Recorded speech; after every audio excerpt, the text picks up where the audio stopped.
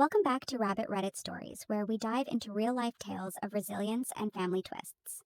Today, I'm sharing the unbelievable story of Amber, a young woman from Seattle who was kicked out at just 17 by her mom and her lover. But then her dad's lawyer called about an inheritance in her name. And suddenly they wanted to adopt her back. She didn't let them touch a single cent. At 17, Amber's world flipped when her mom and her lover threw her out with nothing but a few bucks and a dying phone. No one came looking. Now at 20, she's typing this from her tiny Seattle apartment. A mattress on the floor. Finally building a life forward. She's never told this full story. Every awkward chapter, every calculated move, every choice between getting trampled or walking tall. But before we jump in, tell me in the comments, what time are you watching this and from which city? I'm thrilled to see how far these stories travel. If you're hooked already, hit that subscribe button and turn on notifications for more jaw-dropping real-life dramas. Don't forget to like and share your thoughts below. Have you ever faced a family betrayal like this? Everything started that Tuesday morning when her dad's truck was gone.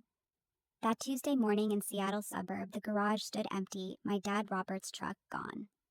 I came down the stairs at 6:15, heading to my early shift at the tech warehouse, where I loaded servers and did inventory after school.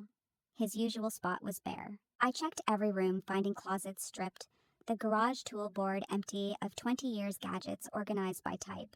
The Mount Rushmore photo of us, me 12 and sunburned, him squinting with arm over my shoulder. Gone from the hallway, just a nail in a faded rectangle. My mom, Patricia, was at the kitchen table, clutching a coffee mug untouched, no tears, no words. I asked where Dad was, he left. 2 words like a weather update. My brother Dylan, 14, lived in his bubble of soccer recaps and online games. He missed Dad's absence for almost 3 days. Dylan was always Mom's favorite, the one lighting her up, the one she boasted about, always at his matches. I handled the house chores, getting tasks instead of gratitude. After Dad disappeared, Mom went to work, returned, and dove into her phone. I stepped up because it needed doing, but something escaped me then. 3 weeks later, I walked into the kitchen late and caught her laughing on the call. Not an empty chuckle from a woman whose husband vanished. It was real, soft, intimate, reserved for someone particular. My steps made her stop mid-phrase. Have to hang up. Who was it? I asked. Office matters, 11 at night on Thursday. I stored it mentally until it connected. Weeks on, she gathered Dylan and me, declaring marriage to a man named Mark. Her smile broad, childish, like unleashing saved joy.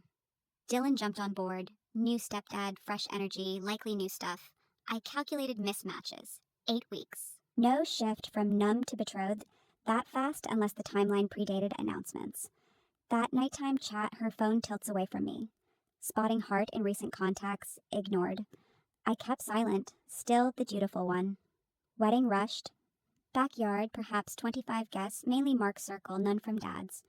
Dylan front, dubbing him Dad like bundled with buffet. I lingered rear, piecing chronology, taking time to exit. Sized Mark in 30 seconds. Early 50s, toned, leased Tesla as character trait. Startup boss in health tech. Guy who owns rooms quietly. Day 1, aimed to erase me. Mom around, flawless, engaging, ideal stepdad. Solo, facade fell. Gaze like fixing an issue, detached evaluation. Began sly remarks on ignoring new setup, attitude fix in his home. His home, Dad's 16-year mortgage. I held tongue. Mom appeared improved. Dylan steady, me half year to graduate. Could last half year till the evening, altering everything. Meal over, dishes piled. Dylan out on sofa, dressed. Mark guided Mom to hall. Overheard from kitchen. His tone measured, hers hesitant, then synced. 20 minutes, Mom summoned me to living room. Stood with Mark, his palm low on her back, bracing. Said best if I sought separate living. Awaited grin, prank. No. Mark presented like business eval. I created tension. Opposition to family shift stressed their union, leaned in. Clear, no debate. Sunday deadline for plans. Post that. Trespasser dealt with. Trespass in my house. Twist. Eyed Mom. Gaze steady. Best for family. See when grown. Told her 17-year-old in her own space, ousted by brief intruder, approved by unwavering Mom. That ended discussion. No bargain, no recourse, ruling from newcomer, Mom endorsed. Went to room, packed essentials, outfits, laptop, texts, chargers, Dad's 16th birthday watch. Citizen Eco Drive back engraved. Built something, Dad, nearly abandoned it. Sour taking token from deserter, but final moment bagged it. Unexplained. Exited front at 11:40, November Wednesday. Sunday grace, but refused linger. No extra day in unwelcoming place. $3, light coat, bag, phone 9%. None pursued. Sole answerer, Aunt Susan, Dad's elder sibling. Month silent. Mom severed Dad's kin ties pre-departure total cutoff post. Susan unhesitant. Come, niece. Her threshold near midnight, bag and worn face admitted sans query, set guest space. Susan direct, pragmatic, zero fluff. Husband plumber, silent toiler, uncomfortable with teen displaced midterm. 2 young kids, budget tight. Minimized footprint. Less food, brief rinses, items bagged for quick exit. Susan saw wordless bedside protein bars. Struck deeper than Mark's barbs. And then that cold smile of Mark made me know everything was about to change forever. A week after arriving at Aunt Susan's in Seattle's outskirts, I started my part-time fast food job. The diner was a 24-hour spot off the highway, paying $12.50 an hour, plus sparse tips from truckers and locals. I wiped counters, flipped burgers, dealt with grumbling cooks waving spatulas, my sneakers forever smelling of fryer oil and bleach. School switched to online community college courses, 45-minute bus rides each way, running on 4-hour sleep and cheap coffee. Aunt Susan's house was cramped with her 2 young kids and plumber husband. So I ate sparingly, showered fast, kept belongings packed like I might bolt anytime. She left protein bars bedside without comment, a quiet gesture hitting deeper than words. I felt like a burden, even if unspoken. Loneliness gnawed, teeth sinking in during quiet shifts, but I pushed through with grit and quiet rage in equal measure. One afternoon, mopping floors before lunch rush, I met Kayla, an 18-year-old co-worker, on break. She noticed my distant stare, asked if okay. We talked during slow hours, her sharing about her own rough home life. She invited me to an online support group for family issues, a forum where people vented anonymously about toxic dynamics. Logging in from my laptop that night, reading stories similar to mine, eased the isolation a bit, like breathing after holding too long. Kayla became a friend, checking in, offering tips on managing stress through journaling and walks in Seattle's rainy parks. Her support felt like a lifeline pulling me from the edge without pity. I rebuilt routines, saving every penny in a credit union account, watching the balance grow in tiny increments that mocked at first but motivated later. Bought a beat-up sedan from Susan's husband's buddy, no AC, check engine light constant, but it started reliably. Months of bus fumes, grease shifts, fragmented sleep, and that bone-deep solitude forged something unbreakable in me. Operated on discipline and resentment, balanced finely. Until one morning, scrubbing the diner's counter pre-breakfast peak, my phone rang. Unknown number, almost ignored it. The voice calm, precise, unexpected. I'm your dad Robert's lawyer. My grip tightened, case creaking. He requests a meeting. As soon as convenient, nearly hung up. He'd been gone over 5 months, leaving me to pick pieces while ghosting his family. Anything he said was late, but curiosity for answers overpowered urge to disconnect forever. The lawyer's office was downtown Seattle's 4th floor. Receptionist led to conference room. Dad sat there, aged rapidly, 20 pounds lighter, skin ashen, hands trembling on table. Eyes wet before words. I sat opposite, arms crossed, jaw set, posture screaming this would cost him. He spoke disjointed, no script, stumbling apologies until the word lost weight, but specifics too. Knew I missed warehouse shifts. Wasn't there for driving test pass, tracked my diner schedule, knew I cleaned tables 5 nights weekly. That disarmed more than sorries. He'd watched my struggle without aiding. Then truth 7 months before leaving, terminal diagnosis. Stage 4. Doctors caught late, ignored fatigue, weight loss, pain blamed on stress. Results final, months left, not years. Said he left to spare us watching decline. Vanishing clean as mercy. Leaving intact family better than forcing decay view. Logic flawed. You don't protect by disappearing, avoid pain by inflicting deeper. But facing his ravaged conviction, I grasped. He believed it truly. Worst news hit, instinct shielded us. Wrong, delusional, but rooted in love, more than I'd gotten lately. Then fitting peace. Before leaving, discovered Mom and Mark together. Not after, long before. Months maybe. Mom saw Mark while Dad awaited oncology results, hearing lifespan. Confronted, she spun it. His illness complicates, easier for kids if he steps aside quietly. Discreet exit prevents family collapse. Convinced dying man at lowest, family better without him. He bought it. Packed bag left, Mom had Mark in before Dad's scent faded from pillows. Lawyer gave minutes before practicals. Despite diagnosis, Dad worked remote consulting tech supply chains, his expertise. Over 20 years invested steadily, index funds, smart positions. Built financial setup from hospital bed, wanted it mine. Managed trust, monthly stipend, full state tuition, reserve at 25. Structured tight, no lump sums, no co-signers, untouchable by others. Just me and trustee. Meeting wrapped, time pressing, signed all. Shook lawyer's hand, looked at Dad before leaving. He cried silently. I approached, hugged, felt his frail warmth, moment wordless. He said he understood if I needed space. He did too. Nodded, hugged again, left. Sat in car lot nearly hour, engine off. But when the inheritance came into my hands, I never expected what they would do. A month after the meeting with Dad in the Seattle lawyer's office, the inheritance trust fund landed in my name. The structure was ironclad. Monthly stipend wired automatically. Full tuition covered for state community college and later university. Principal locked until 25. Trustee oversight preventing any large withdrawals or third-party access. No one else could touch a dollar. I reviewed the documents carefully, noting the safeguards built from Dad's hospital bed. It felt like quiet armor against what might come. Then Mom showed up at the diner during Friday lunch rush. Dressed too sharp for a roadside spot, folder tucked under her arm. She spotted me before I could duck into the back, walk straight over amid clattering plates and chatter. Hugged me right there between tables, arms tight in front of regulars and the line cook peering through the window.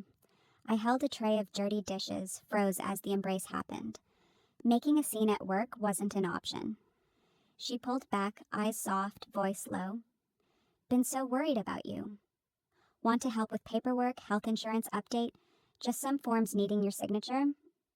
Spread the folder on a cleared booth beside half-eaten fries and iced tea. I said, not the time, I'm working, I'll call later, she insisted. Just one quick signature. Won't take a minute. I refused. She left the folder behind. After shift, I opened it. Standard medical forms mixed in, but buried midway, a general power of attorney, granting her full control over finances, accounts, decisions in my name. Hidden like a card trick among legitimate papers. I had barely hundreds saved then. Seemed pointless, but intent clear. Get signature first, exploit later. Didn't sign anything. Kept the folder, started documenting every move. Almost simultaneously, Kayla flagged something. Mom had called her, claiming I left voluntarily. Hostile to Mark, unstable, and possibly dangerous. Kayla didn't buy it for a second, but the rewritten narrative hit hard. They were erasing the eviction, painting me as the problem. Mom told Dylan I wanted space, angry at family, needed distance. Cut communication both ways. Told each side the other didn't want contact. Classic triangulation, perfect on a 14-year-old. I saved every text, screenshot, missed call. What seemed casual check-ins were reconnaissance, kept silent while building evidence. Then the first fraud attempt landed. Someone tried opening a credit card in my name using my social security number. Application flagged and rejected because the listed address matched Mom's house, not my apartment. I froze credit with all 3 bureaus that hour, filed FTC report for identity theft. 2 weeks later, second try. Dylan sent photo of supposed school registration form needing my signature. Looked official, district letterhead, but clause buried granted full financial, legal, medical authority to Mom as agent. Polished forgery better than before. No real school form includes that. They were adapting, sent screenshots to my lawyer. Didn't reply to Dylan. Then bank transfer attempt. Someone initiated electronic pull with nearly correct credentials. Bank fraud, department caught and blocked immediately. Procedure standard, but meant 1 full day without account access. Couldn't buy groceries, gas, anything. Sat in credit union branch, filling forms, while specialists walked recovery steps. That day broke me financially and furious emotionally. Heartbreak became luxury when counting gas and rent simultaneously. And the tricks had only just begun, escalating to levels I couldn't imagine. 2 months later, the schemes escalated with my brother Dylan in Seattle. Messages began casual. Miss you, sis. How's the new place? Then turned surgical. Where exactly is your apartment? How are you covering rent? Already in college didn't sound like natural 14-year-old questions. Felt scripted. Saved every text timestamped forwarded to lawyer. Then Dylan appeared unannounced at my apartment door. Still unclear how he got the address. Opened to him with backpack, face rehearsed like he'd practiced the whole bus ride. Said he missed me. Mom sad constantly. Mark really trying to change. Then delivered the line that froze me. Mark says if you come back and do the adoption thing, he can help manage your money. So you don't have to worry about it. 15 years old, repeating adult financial script verbatim, oblivious he was tool. Any remaining benefit of doubt died. They fed him lines, sent kid for dirty work they wouldn't face. Didn't confront Dylan. Made sandwich, let him use laptop 1 hour, drove him home without mentioning Mark or fund. Mom on porch acting natural like she had an engineered visit. Didn't exit car, didn't greet, watched Dylan enter, then left. Stopped debating. Started documenting relentlessly. Debate only works on those who still feel shame. Then police showed. 3 solid knocks one evening during midterm study. 2 officers. Received concerned family call reporting possible self-harm risk, unstable conditions. Asked entry, weapon check, suicidal ideation. Cooperated, let them in. Showed tidy apartment, books open on desk. 1 officer scanned, comparison to report obvious mismatch. Took statement, gave reference number, departed. Landlord spotted patrol. Called same afternoon. Didn't want issues. Implication plain. Another visit, he'd terminate lease. Spent hour convincing false report, essentially pleading to keep paid apartment. Reported to lawyer, filed in dossier. Changed banks, strengthened digital defenses, created exclusive email only, lawyer and trustee used. Told dad his reply 1 weary line. Now you see who she is. Mom next tried community college registrar. Arrived claiming mother verifying enrollment. Aid details. Registrar denied without consent. Mom reacted poorly. Tears first, said I struggling, just helping child. Failed, tears stopped abrupt. Demanded supervisor. Security escorted out. Registrar documented, sent courtesy notice. Next day, Dylan texted updated story. Mom says you moved because drugs. Says you need help. New label, not kicked out, not unstable. Addict requiring rescue. Constructed version sold as fact. Didn't reply. Screenshot stored. Then Mark called direct. Thursday afternoon, wanted meet for Dylan's sake, family issues in person. Declined interest. He applied pressure where it hurt. Dylan struggling, school trouble, withdrawing. Agreed coffee shop next day. Expected Mark solo. Entered, saw Mom, Mark, Dylan back booth. Ambush. Naturally. Mark opened. Full act, admitted insecurity, projected problems. Convinced Mom danger, now supposedly reformed. Improved lies, same goal. Then proposition. Legal adoption to solidify family. Fix eviction error. Released phrase. Killing pretense. This really protects family assets. Ensures all covered under one roof. Family assets. My trust fund, dad created dying. Lawyer managed, his earnings funded. Mark named it family assets like shared pool he supervised. Saw not person.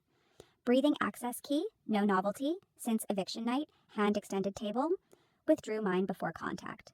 Mom watch like proposal. Dylan gaze, little brother hope, no context. Let silence weigh. Need think, said even, neutral, giving nothing. Rose leave, but deliberate pause. Door offhand? Oh, lawyer office new email trust issues. Family sending documents or access requests, use channel. Gave Mom decoy address. Trap inbox lawyer, I set test house approach fund. Said casual like irrelevant hook. Wanted them bite. And 4 months silence after, I prepared what they never expected. 4 months of silence in my Seattle apartment. My lawyer and I gathered evidence. Every message, screenshot, call log, forged document, false report filed meticulously. FTC, identity theft report assigned case number. Bank fraud alerts documented with timestamps. Decoy email setup by lawyer, received contact attempt from Gmail account, slight misspelling of my name. Enough to confuse, different enough to deny. Traced recovery to Mark's LinkedIn profile in seconds. Not disposable burner, his real trail. Police report, formal, detective assigned, statement recorded. 6 incidents total. Credit fraud. power of attorney forgery, bank transfer attempt, welfare check hoax, school form fake, registrar intrusion. Separately serious, together pattern undeniable. Lawyer contacted Mark's startup employer, filed compliance inquiry. In tech health sector, documented fraud history triggers internal investigation, even without criminal charges. We had proof in abundance. Detective explained cases move slow, rarely prosecute unless large sums. Fine. Didn't need conviction, needed case number. Numbers attached to names appear in background checks, never expire. When dossier complete, every piece positioned exactly where lawyer and I wanted, I requested meeting at their house, on their turf. Wanted them comfortable, confident, convinced I'd returned. Arrived with lawyer, both professional casual, no suits. He carried briefcase capable ending game in one sitting. Knocked door of house once called home. Mom opened, face shifted surprise to confusion to fear seeing lawyer. Landed tense, hopeful smile. Let us in. Mark stood, living room stance wide, feet planted, projecting authority. Dylan on couch, expression preferring anywhere else. Mark started immediate. Glad you came, knew you would. Gestured chairs, sit, talk next steps, didn't sit. No next steps, consequences. Mark's smile froze like screensaver undetected motion. Lawyer opened briefcase, laid contents precision executive presentation.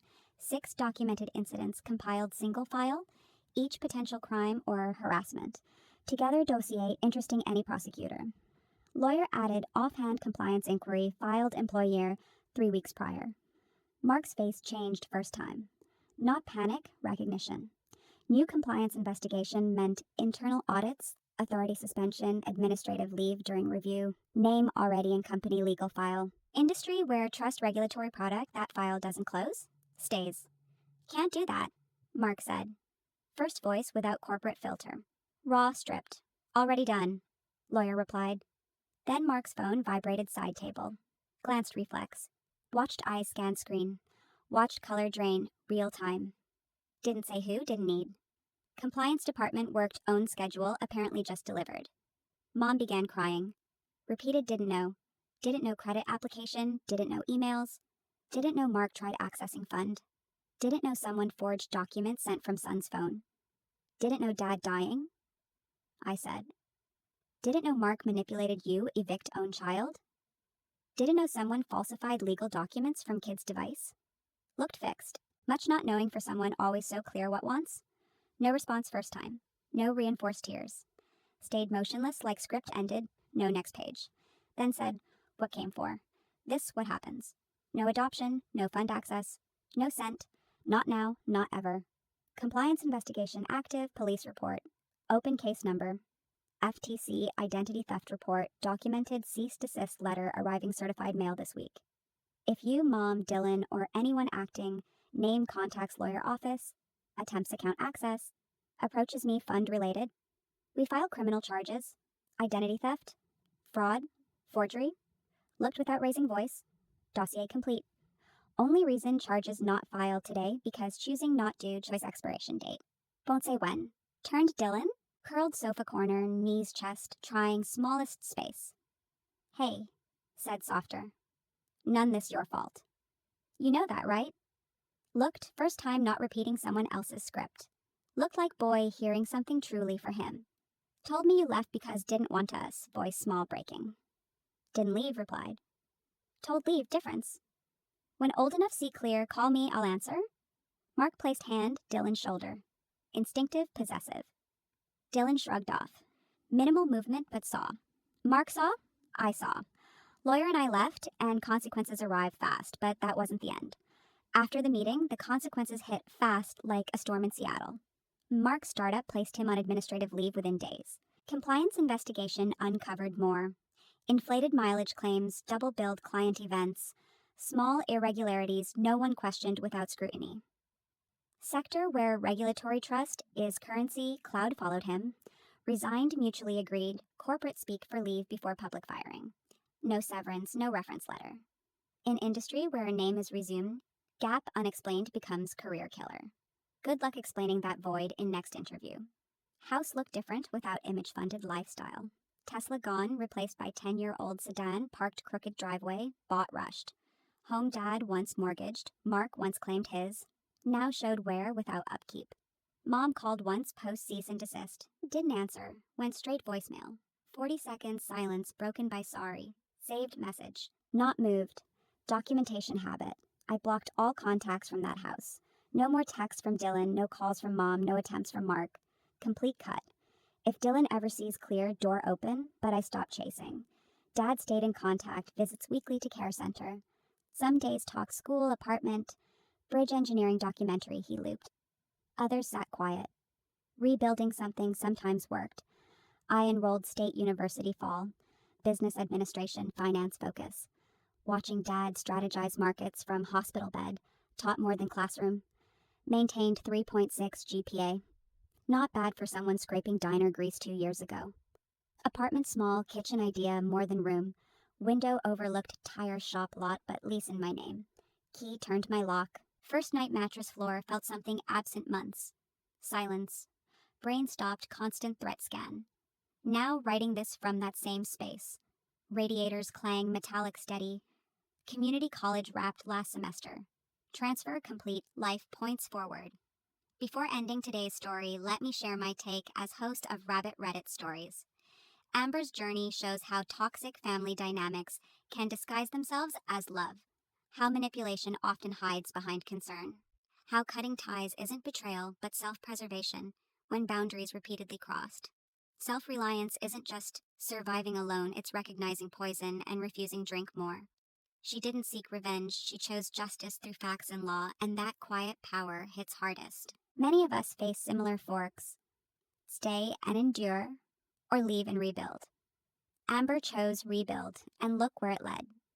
If you were in her shoes, would you have given them another chance after everything? Or would you draw the same line? Drop your thoughts in comments below. If you have different approach or similar experience, share it. Your stories matter, and they help others feel less alone. Thank you for watching this far, for being part of Rabbit Reddit Stories community. If story resonated, hit like, subscribe, turn on bell for more real-life tales that remind us strength often born from hardest breaks. See you next one. Stay strong out there.